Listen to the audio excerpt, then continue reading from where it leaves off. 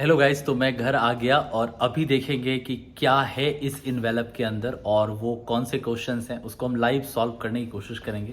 मेरा favourite pen मेरे पास है जो थोड़ा टूट चुका है, पर मैं इसी से लिखता हूँ, आपने देखा भी होगा।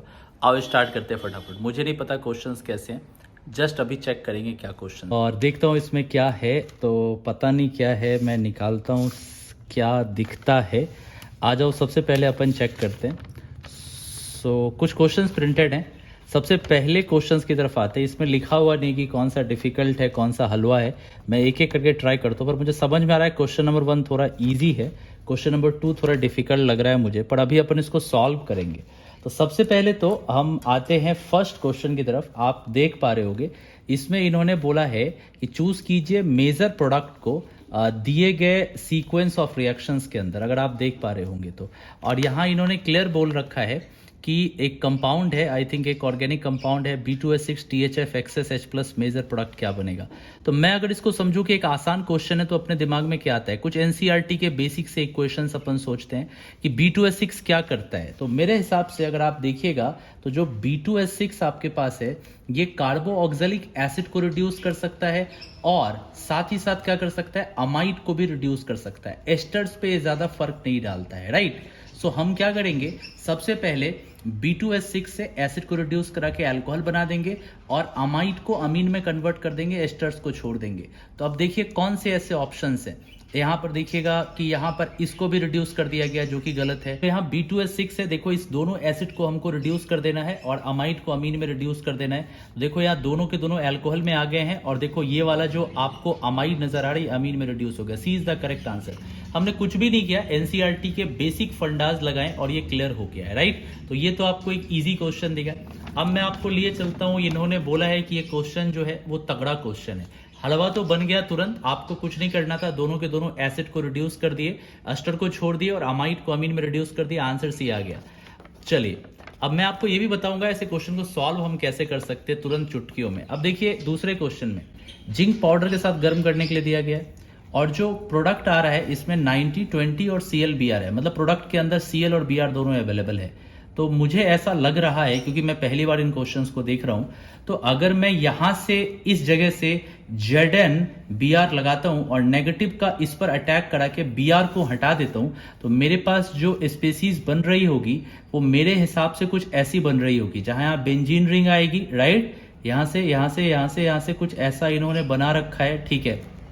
यहां से देखिए इस जगह से 6 मेंबर्ड रिंग का फॉर्मेशन हो गया है। यहां से देखिए एक Br लगा हुआ है इस तरीके से, यहां से एक हाइड्रोजन इस तरीके से है और यहां से एक Cl है। आगे क्या बोला इन्होंने, अच्छा ये तो हम ठीक बनाए, एनहाइड्रस AlCl3 है।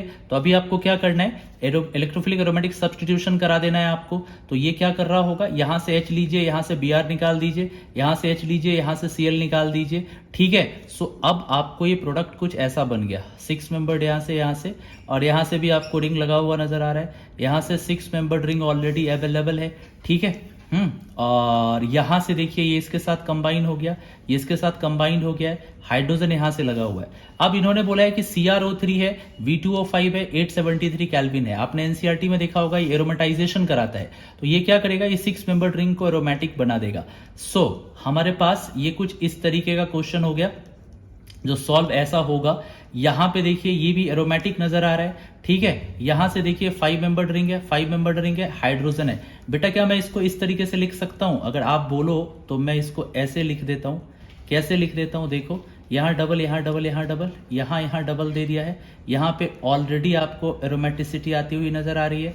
इस जगह से देख लीजिएगा, और इस जगह से देख लीजिए, अभी ये वाला 5 मेंबर्ड रिंग भी आपको एरोमेटिक दिखेगा जब आप नेगेटिव लाइएगा। बोला गया final product is more acidic than triphenyl methane. अच्छा मोर एसिडिक, हम अगर इस वाले हाइड्रोजन को हटा देते हैं तो देखो क्या बन रहा होगा बेटा, ये कुछ ऐसा बन रहा है। देखो तो यहां से ऐसे आ रहा है, यहां से ये देखो कुछ इस तरीके का दिख रहा है यहां से। और यहां से अगर हम आ जाते हैं तो हमको कुछ ऐसा दिख रहा है 5 मेंबर, यहाँ से भी है 5 मेंबर, समझना, यहाँ से यहाँ से यहाँ से यहाँ नेगेटिव चार्ज है।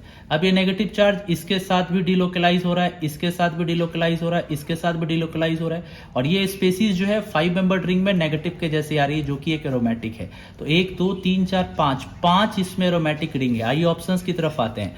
बोला गया final product is more acidic than triphenyl methane. जी हाँ, ट्राइफिनाइल मीथेन से तो ये मच एसिडिक है, बिकॉज सिंपल सा लॉजिक है कि इसमें कोई एरोमेटिक ऐसा नहीं आ रहा है जो चार्ज की वजह से हो। यहाँ 5 मेंबर रिंग एरोमेटिक है, और ये जो होता है इससे ज्यादा आपका स्टेबल जो है वो ये वाला चार्ज स्पीसीज होता है। आपने लास्ट ईयर एडवांस में भी देखा होगा। तो final product is more acidic than triphenyl methane, correct है। Conjugate base of C is resonance stabilise, see ये है, यस रेजोनेंस स्टेबलाइज, करेक्ट है। There are 5 aromatic ring in the product side, 1 2 3 4 5, जी हाँ सही है। 3 individual benzene ring can be observed, 1 2 3 benzene ring observe है, correct है। तो मेरे हिसाब से इस तगड़े क्वेश्चन का आंसर ABCD है। देखो मैंने इसको कैसे सॉल्व किया।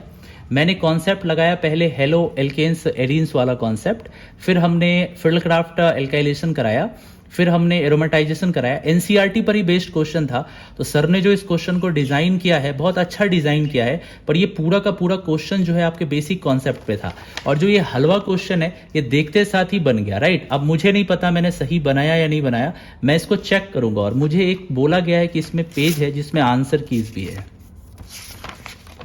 ओह वाह, सो फर्स्ट का आंसर सी है। देखो मेरा आंसर फर्स्ट का सी आया है, और दूसरे का आंसर ABCD है, और दूसरे का आंसर भी मेरा ABCD आया। वाह यस, हमने सही बनाया। तो कंक्लूजन क्या निकला वो मैं आपको समझाता हूँ। पता ये चलता है कि जब क्वेश्चन आसान आते हैं तो आसान क्वेश्चन को करने का बेस्ट तरीका ये है कि आपने जो पढ़ रखा है उन्हीं कॉन्सेप्ट के ऊपर आप सोचिए कि अगर आपकी एनसीईआरटी लेवल की जो नॉलेज है, जो आपने बेसिक प्रीवियस ईयर क्वेश्चंस को करे हैं, वो नॉलेज आपको कितना कॉन्फिडेंस गेन करा पाते हैं।